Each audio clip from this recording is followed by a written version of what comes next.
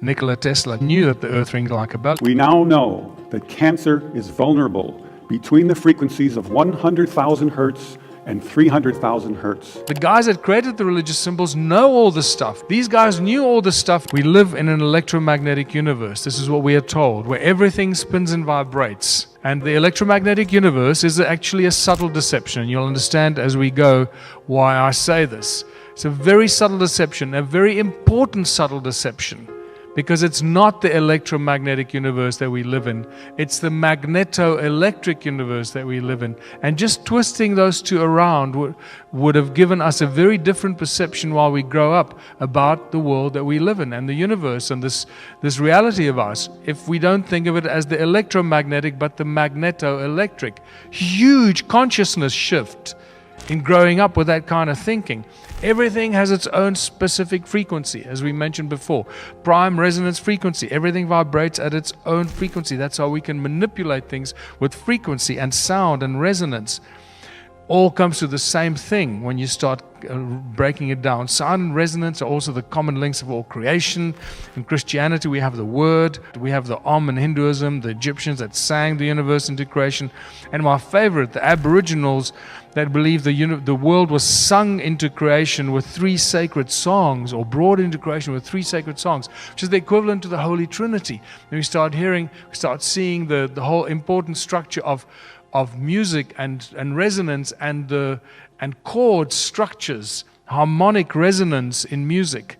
We get the 6 days of creation very obviously become visible in sacred geometry, and the 6 aspects of Om show us cymatic patterns, and the 6 aspects of the all-seeing eye of Horus show us 6 very obvious resonating ratios that tell us that all these ancient cultures understood sound, resonance, and frequency, and it's encoded in all the things that they did. Sound is the source of all creation, and it's all about coherence and harmonic resonance. Even in our bodies, if the cells of our body are not in coherent harmonic resonance, our cells are in disease, and that's why we get sick. And if we're not resonating with the earth frequencies, the natural earth frequencies of Gaia, we are in disease with the Mother Earth that we live on and walk on, and that's why we get sick. Hans Jenny's beautiful documentary called Cymatics in the 60s will show you exactly how sound is pretty much behind everything in creation. We've already looked at sound manifesting in physical form. This is the quickest and easiest way for us to comprehend, once again, how this untouchable, invisible thing called sound can manifest in physical form. That little thing on the metal plate, with the sand on the metal plate on that video.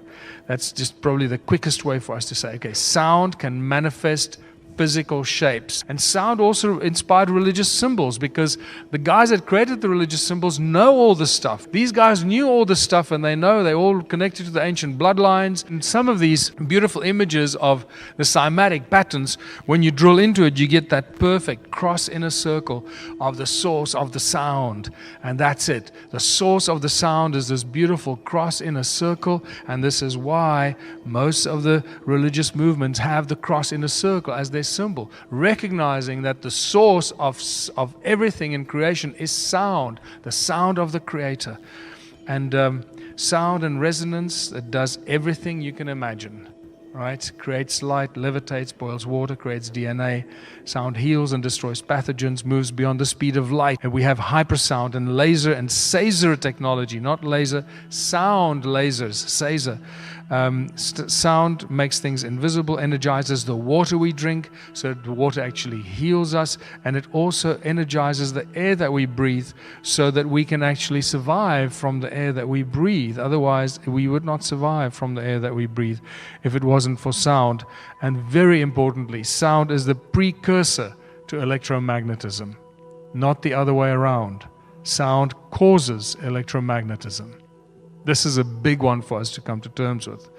Ancient civilizations understood all this, and they used sound and frequency as a source of energy in every possible way. They used sound and frequency to control humanity, and it seems that they were focusing for some reason on our pineal gland. they had to destroy our pineal gland, and the more you study this, the more you realize why that was critical, because it seems that our pineal gland was that third eye that so many of us are aware of, or we keep calling it our third eye, that connected us to everything in creation and allowed us to pick up the frequencies and the invisible, untouchable, unfathomable stuff through the third eye and actually be able to communicate telepathically with everything and everyone and interact not only with other beings, but with other entities and beings and animals and trees and rocks because of our third eye.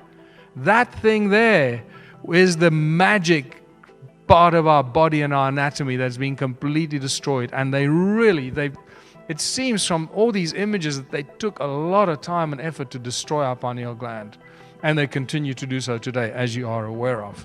And they used cone-shaped tools to do this. This is a key thing here. Can clearly see the cone-shaped tools, and this is a repetitive theme all the time, and the pineal gland, and also by the look of it, the DNA that is obviously the code that creates the pineal gland in our anatomy eventually, and sound and frequency.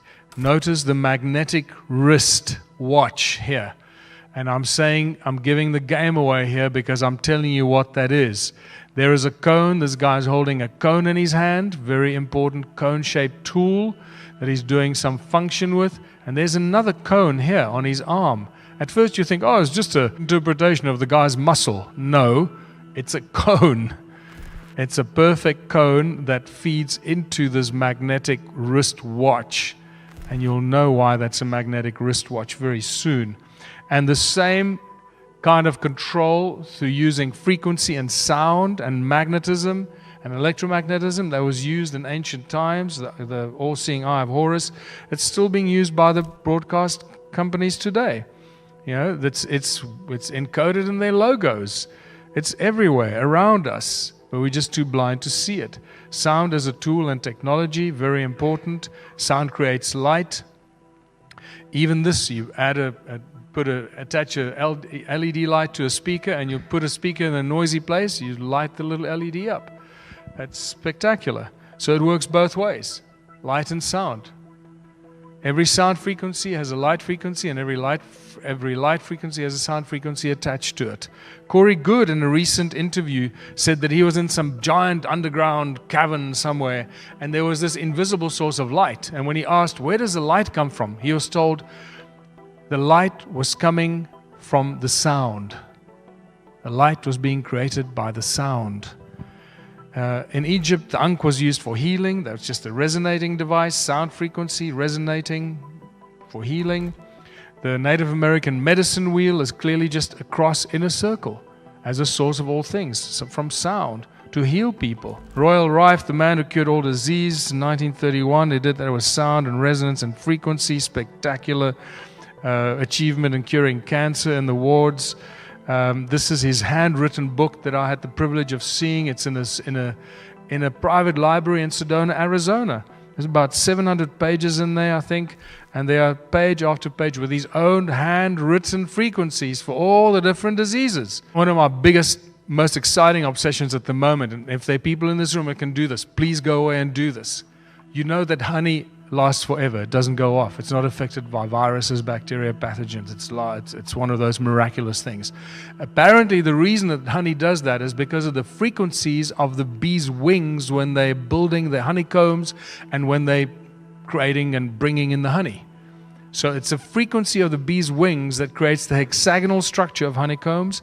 It's also interesting is that the hexagonal structure is a structure of oxygenated and structured water that cures disease. This is really important. If any one of you can go and record the frequency of bees in a beehive, the buzzing of the bees' wings, and you take that frequency to a lab, a biochemistry lab, and you expose a petri dish of viruses, bacteria, and fungus to the frequency of the bees' wings, I suspect that that frequency will kill the bacteria. George Lakhovsky's multiple wave oscillator is a spectacular device with which he cured his father, listen carefully, he cured his father of quadriplegia. You don't cure people of quadriplegia, right? His father was admitted with quadriplegia into the hospital in the USA. 6 weeks later, he walked out on crutches. The way he treated him is every day he walked in there with a little small handheld portable multiple wave oscillator from George Lakhovsky and treated him for about 45 minutes up and down his spine, after which he exposed him to color light therapy for another hour. He did this for 4 weeks, 6 weeks. His father walked out on crutches. I saw the hospital report. It says, Mr. So-and-so exhibited a remarkable recovery. That's it. It's spectacular. They just won't go there. They will not be, engaged in any explanation. In 2011, Anthony Holland, this is now in a TED Talk, show us which frequencies kill cancer cells. Very briefly. Okay, he tells us between 100,000 hertz and 300,000 hertz kills cancer cells. And he shows us in a TED Talk. We now know that cancer is vulnerable between the frequencies of 100,000 hertz and 300,000 hertz. So now we attack leukemia cells. Leukemia cell number 1 tries to grow a copy of itself, but the new cell is shattered into dozens of fragments and scattered across the slide. Leukemia cell number 2 then hyperinflates and also dies. Leukemia cell number 3 then tries to make another cancer cell. The new cell is shattered and the original cell dies. Magnetrons obviously generate huge amounts of energy, and that's just sound. It's a resonant cavity magnetron. Resonant cavity magnetron that's used in laser beams, laser technology, microwaves, all use magnetrons for that technology. Sound acts as a cloak of invisibility. There's so much new information about this. This opens a whole new chapter and debate. There's very advanced new sound cloaking technology right now available. This plastic 3D acoustic pyramid acts as a acoustic cloak, make things invisible when you put it underneath it, when you expose that pyramid to specific sound frequencies. And that pyramid is reminiscent of what? Is reminiscent very strongly of Eastern architecture. Sound creates hurricanes. In 2003, these guys lodged a patent to create hurricanes with sound. And then here's another one. Sound creates supercluster galaxies. When I said earlier, the lower the frequency, the larger the cymatic shape. Now you've got a frequency that's 57 octaves lower than middle C, rumbling away from a supermassive black hole in the Perseus cluster in the key of B flat, creating a supercluster galaxy. And it's amazing. This is apparently an image of it. I like the one on the left because when you watch Hans Jenny's Cymatics documentary, that looks identical to the images of lycopodium powder on a metal plate with sound frequencies on it. This is like lycopodium powder that's creating supercluster galaxies. This is insane. So you start to get the idea of as above, so below. There's no end. This is what really disturbs me.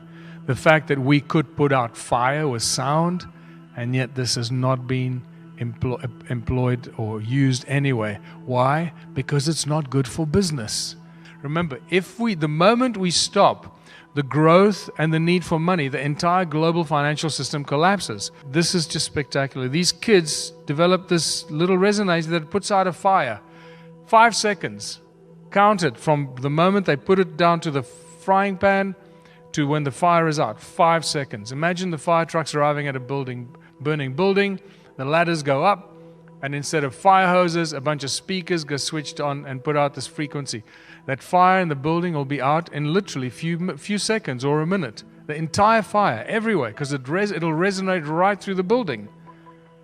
But that's not going to happen, because that's going to save a lot of money. Swarm robotics, where they'd be attached to a drone, and that would be applied to forest fires or even building fires, where you wouldn't want to sacrifice 5 seconds. Sound energizes the air we breathe, and this is how we actually oxygenate our bodies and our lungs, or through our lungs, the blood in our veins and our arteries rather. Because as you breathe, The sound, that the air that you breathe makes a bloody noise, and it goes into your lungs, and it goes into the smaller and smaller orifices as it moves into your lungs. So it speeds up and speeds up and speeds up, and it goes higher and higher and creates these frequencies. And it's the energy and the sound of the air that you breathe that actually energizes the oxygen in the air. So that oxygen is buzzing as it's moving faster and faster. By the time it reaches your alveoli, and it goes from the alveoli into your artery, from the lungs into the arteries, that oxygen in the air is buzzing and energized from the sound. And that's when it goes into your blood, and it's used in the blood, and it's stripped of the vibrating energy. And when it's stripped of the vibrating energy, you breathe it out again, and it just repeats that cycle. And that's how we energize the oxygen that we breathe. That don't teach you this at medical school. In 2011, Luc Montagnier spontaneously generated DNA by exposing a tube of water to certain sound frequencies that had the frequencies of a DNA in it, and constituted DNA in an empty test tube. If you can create DNA in an empty test tube with sound, now you start understanding how we can start cloning other species and other creatures just by sound and vibration. And then obviously sonoluminescence, the star in a jar. God said, let there be light. A bubble with brilliant light inside a body of water. Is it possible that all the star systems that we see out there are actually just giant bubbles of light in a never-ending mass of water? I don't know.